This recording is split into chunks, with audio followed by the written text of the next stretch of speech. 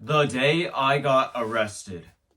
I remember that silly nilly day like it was yesterday. I remember that day like it was 35 minutes ago. The day that your king, me King 5907, got arrested, booked into the Vista County Detention Center. I will be telling you everything that happened leading up to my arrest and everything that happened during my 7-month stay. This may be a multiple part video, but we'll get there.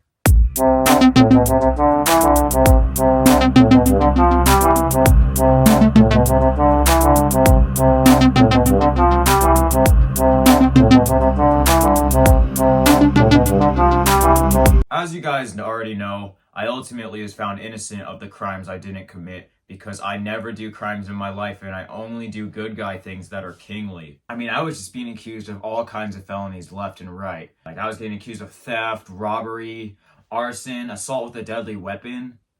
Like, since when was a skateboard a deadly weapon? Riddle me that. Riddle me that. I mean, that was something that happened months ago before I was even arrested, but that was one of my charges, which is utterly ridiculous. Yeah, but I mean, terrorism, arson, throwing a football at a public servant, disrupting a public hearing. Like, just the list goes on my papers. I'll try to find them later, my booking papers, but like, all these false accusations that were just so untrue. It was unfair. I mean, it's just hard to put it into words, you know? Like, there's some things in this world that are just objectively untrue. You know, a circle is a square. 2 + 2 = 5. Austin's not the law count. There's just some things that they're blatantly untrue. All the things you know are just blatantly false. This was somehow falser. Anyways, I'll get to the main idea. I was sitting in my white Corvette, just chilling there, listening to my own music like kings do. When all of a sudden, I hear something. I go to turn down the dial on my car, the volume, and I hear police behind me. And they're just screaming at me, "Oh, get Reed McClellan! Step out of the vehicle! Put your hands up!"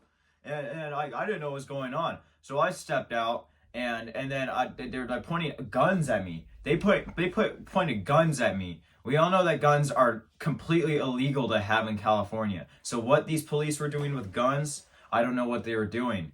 And that's when I was tackled from behind. I still have back pain to this day because of how hard that Fed gave me back shots when he tackled me. It still hurts. Next thing I know, I'm being pinned into the ground. I can't hear a thing because my ear's being pinned into the dirt. And they're shouting things at me like, you're done, buddy. You're going to jail for life with no parole. At this point, like, I know I've committed no crime. What are they arresting me for? And that's when I got handcuffed.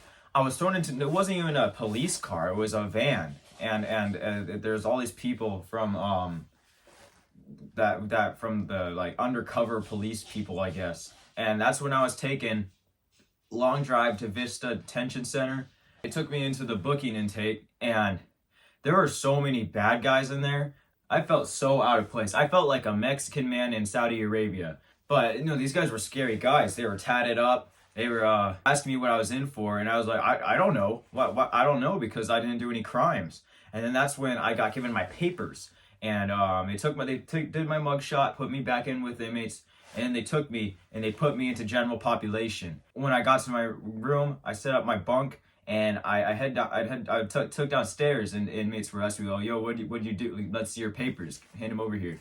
And I gave them my papers, and the inmates were shocked at how they thought I was a massive criminal. They were like, "You're one of the worst criminals like we've seen in here. These are crazy crimes." And I was like, "But I didn't do these crimes. I've never done crimes in my life." And then they said, "Okay, we'll see." And then I stayed there for 7 months. It was a rough 7 months, but I started to get along great with the inmates. Grant was my favorite inmate. He was my bunkie. We mostly just sat and talked about like our plans for when we get out, because he was in there for 2nd-degree murder, so I don't think he got out, unfortunately. I'll keep you in my prayers, Grant. I hope you beat the case. It's a shame that they arrested you for those charges. Those ones are hard to get out of. So, but anyway, I began to tell people, because a lot of people were from Carlsbad, because a lot of people who commit crimes in Carlsbad go to this place. I began to tell them, like, okay, so I'm the king of Carlsbad, and I began to host like speeches every single every single or every other day. I became almost more powerful in the system, in the jail. The inmates would listen to me speak, and they said I got a powerful voice, and they think that once I get out, once I beat these charges, that I could use my voice for the better and ultimately rule Carlsbad like we do now.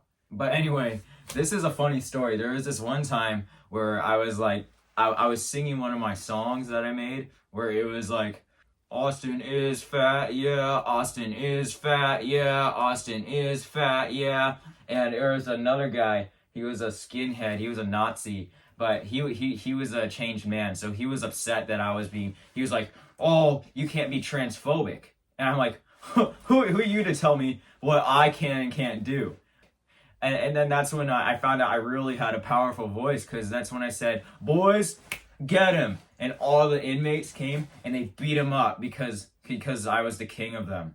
I began to guess in my stay there, I started telling people even more about my plans, the Bodikios Lagoon that unfortunately didn't work during that time because I got arrested. My great plans to become the king of Carlsbad, what my plans are in the future. And they really felt influenced by me. They told me that I was the best public speaker that they've heard since Martin Luther King Jr.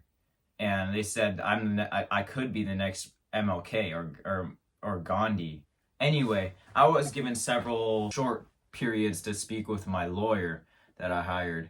I'm not gonna say who it was, but it definitely wasn't Austin's lawyer.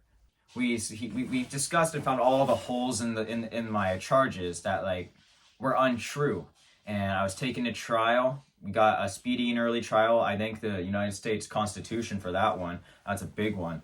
Ultimately, like the judge figured out, okay, there's not enough evidence to charge him for these things. Half these charges didn't happen. These aren't true. So they said, okay, Hogan Reed McClain, you're free to go. We want you to be a productive member of society. And he got out. I was worried about having a target on my back once I got out of the jail because I knew some people would be upset. And that's when the Bedlam Boys picked me up, took me to Ohio, treated me like a king, and I'm forever grateful to them for giving me the opportunity to stay in the safe house in Ohio, which now that I'm back in Carlsbad, it's so beautiful to see. I mean, coming all the way from the bottom, the lowest bottom, bedrock, all the way up to the top. Like, look where we are now, being so filthy rich, owning all these luxury resorts and cars, being the king, getting free money all the time because you're the king.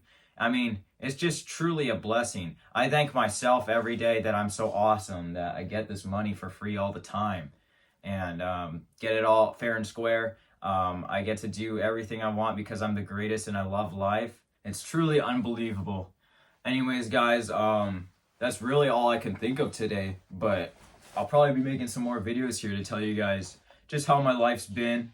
I know I don't make videos as much as I used to because there's not too many threats against us in Carlsbad now, and we're pretty close to ruling it. We just got the new shipments of the Bargasonganus, and we got 200 units, and it's giving us all this stuff for free. Anyway, guys, this is Hogan Reed McClain signing off for the day. Go do something great and inspirational. Peace.